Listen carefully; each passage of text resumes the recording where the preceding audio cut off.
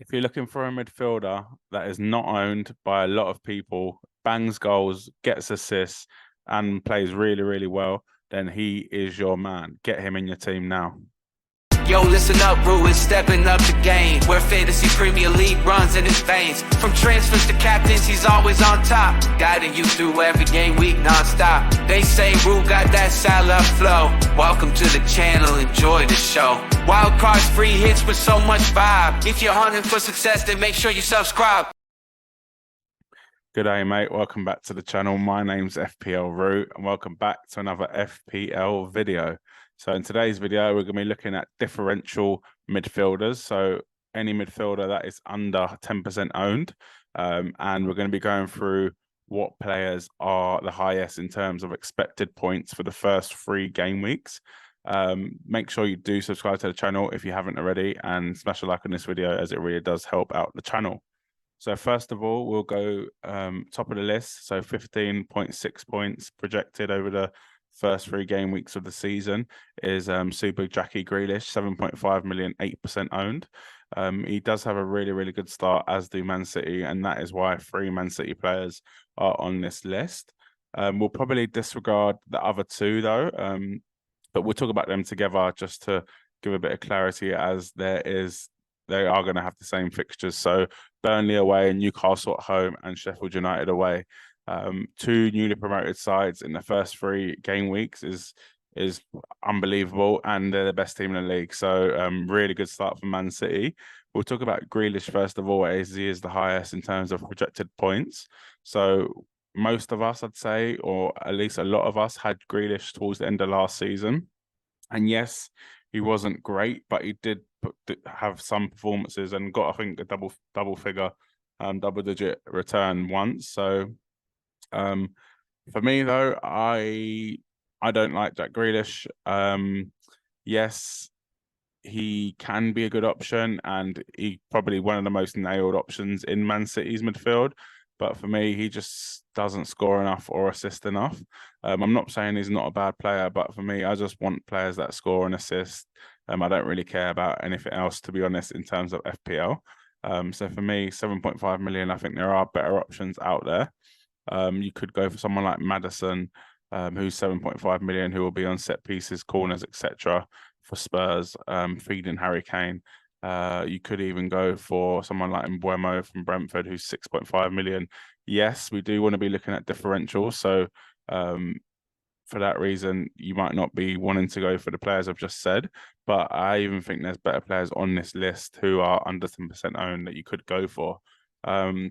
So we'll do all the City players together. So De Bruyne, 10.5 million, 5% owned.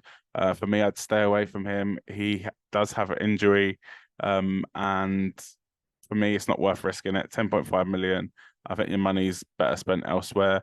By having him, and I'm assuming everyone will be having Haaland, you kind of limit yourself on what other midfielders you can get, such as Saka, Rashford, Bruno Fernandes, etc. So for me, stay clear of De Bruyne. Maybe when he gets fit towards the end of the season, or after he comes back from injury, then he could be an option. But for now, yeah, stay away from Kevin De Bruyne.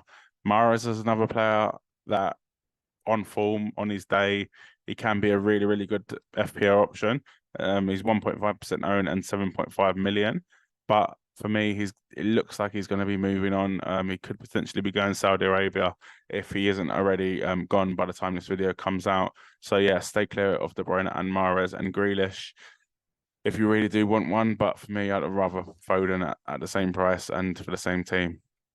So Luis Diaz is actually second on the list for expected points in the first 3 game weeks, so 14.8. He is 7.5, so a lot of midfielders coming in around that 7.5 bracket.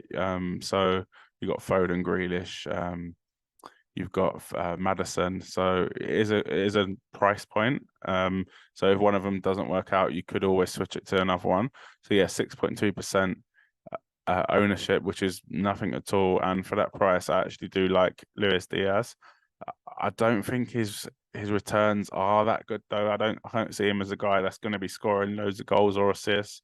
Yes, he does look good when he's attacking and running at defenders, but I don't think he has that clinical edge So for me, yes, he is a good differential, and you can easily move him onto Maddison or Foden if he doesn't work out. So yeah, go for it if you do fancy someone from Liverpool. Next up is Son. So 9 million, 5.9%, 14 expected points over the first 3 game weeks. Yes, it is a tough start for Spurs. We'll talk about Kulusevski as well in this section because he is next on the list, and obviously they do have the same fixtures as they play for the same team. So Brentford away, United at home, and Bournemouth away. So a tough start really for Spurs, but they do have a really, really good fixtures after that. So Bournemouth game, and they've got Burnley in there and Sheffield United as well. So if you can get through them first 2 games, then so I think Son is a really good option, and so is Kulusevski, to be honest, at 7 million. I would rather Son. Yes, he is. He did have he had a bit of surgery. He had a hernia operation towards the end of last season, so potentially he's not back yet. But if he is getting a few preseason games under his belt, then I think Son can be a good option for this season.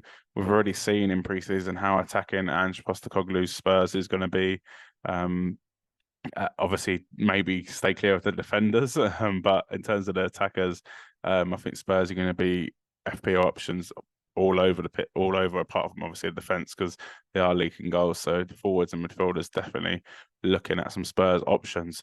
Kulusevski coming at 7 million, 2% owned, 12.5 points expected over the first 3 game weeks. For me, yes, Kulusevski can be an option, but I'd rather start with someone like Maddison, who obviously is probably higher owned than Kulusevski, or someone like Son if you can get the money. Kulusevski is great and he does make things happen for Spurs, but I feel like he's more of an assister rather than a goal scorer, and you do really want someone that will be scoring goals in your team, especially if you're paying kind of 7+ million. Out of these players, I'd probably pick Son as my #1 differential, followed by Luis Diaz, followed by Jack Grealish. Leave a comment below what you think is your best midfielder differential, and what you think of my picks so far. And if you are looking to find out the expected points of players on this website, I am screenshotted on it is Draft Town, so check the link in the description and it will take you to the website. And I'll catch you in the next video. Cheers.